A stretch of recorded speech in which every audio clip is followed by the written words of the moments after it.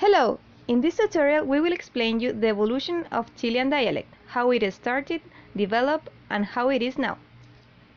First of all, the Spanish spoken in Chile was originally similar to the Andalusian dialect but has over time been influenced by indigenous languages such as Quechua and Mapudungun, as well as by other European languages from the waves of immigration in the 19th and 20th centuries.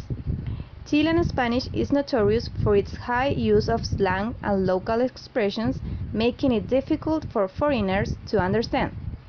A common characteristic of the Spanish in Chile is that final syllables and S sounds are often dropped or pronounced softly.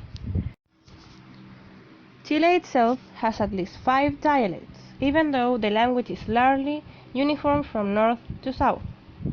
The island of Chiloé has a Chilote dialect, with its unique accent and slang words. In the north, mainly in Arica and in the Altiplano, there is an influence of local Indian language and slang words from Peru.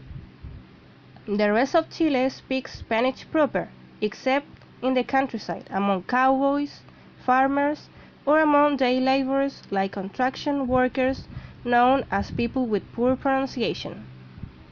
There is also a low-class Chilean Spanish equivalent of Cockney or Ebonics, popularly known as Flaite, that can be heard at times throughout Chile, and a related aberrant language called Coa, common among Chilean inmates. There is no textbook to study, nor is there a grammar with rules that can be learned and followed. Obviously, the average Chilean doesn't understand Coa, but over the years some words have infiltrated the popular lexicon. Scholars have concluded that the Chilean spoken dialect is actually quite similar to what is spoken in Seville, Spain, the main port town of the country located in the region of Andalusia. That region is famous for calling the S and C out of words, losing the D sound in the middle of the word, changing the final N in a word to an nga sound, and country speakers exchanging the consonant L in words for an R. Chile does the same things. Apparently, there is also a considerable influence in Chilean Spanish directly from the Castuo dialect of the Extremadura region, nestled along the Portuguese border directly north of Seville. The fact that spoken Chilean Spanish is derived from Seville or Extremadura instead of Madrid does not make it worse Spanish. It's very common for Chileans to aspirate or eat their S's. This means that instead of saying buenos días, when you get into a taxi in the morning, you say buenos días. Gracias becomes gracia, and the expression más o menos, meaning more or less, becomes más o menos. Because of the aspirated S trend, you might expect that when asking someone how they are, ¿cómo estás?, you might merely drop the S and ask ¿cómo está? But in this case, Chilean, especially young ones, ask ¿cómo estáis? Chileans oftentimes omit the D for words that end in ado.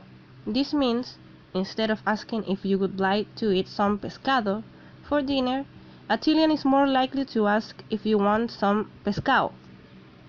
Somewhere along the line, during the evolution of the Chilean dialect, someone started adding po to the end of words for emphasis. Sipo and nopo, yes and no, are the most common, although obviopo, obviously, and yapo, hurry, more or less, are common.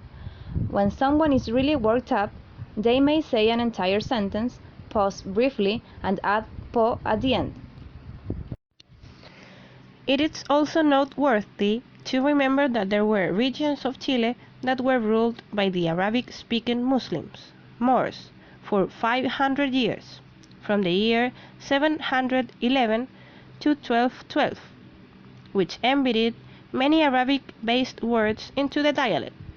Some examples of common words include ojalá, let's hope so, albañil, plaster worker, albóndiga, meatball, and alcachofa, artichoke. It is also true that Chileans use around 3,000 slang words, idioms, and phrases that are not used in any other Spanish-speaking country. Even foreigners from other Spanish-speaking countries have considerable difficulty with Chilean slang words, idioms, and unique phrases. An example of this could be the expression "¿cachai?", which means "do you understand?", "you got it?", "you know?". Another expression would be po, that is an expression used to emphasize the sentence. Or al tiro, which means right away, immediately. Then we have the expression bacán, which means cool. Or ¿qué onda?, which means what's up. Then carretear means to party. Or se echó el pollo, which means that he or she took off. Then we have tiene malas pulgas, which means that he or she has a bad temper.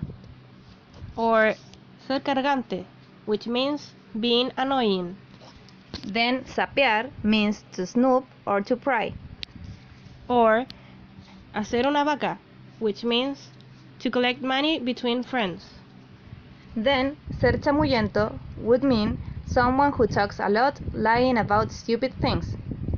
And finally, se te cayó el cassette, which means to tell a secret to people who don't supposed to know it. But these things make the Chilean dialect richer, not poorer. Many of these colorful expressions are eloquent, quaint, and humorous, although others are distasteful and vulgar. Ethnically, the country has been shaped by a strong influence of the mixture between Spanish settlers and indigenous people, but also in recent times the wide presence of immigrants, giving a special touch to the population of the country. Palestinians, Syrians, Lebanese, Italian, French, Swiss, and German has been the most influential in shaping Chilean society and culture.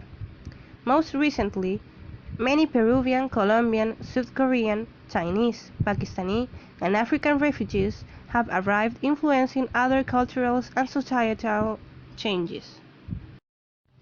Thanks for watching our video. If you want to see more of this, you just have to push the subscribe button. See you next time, honeys!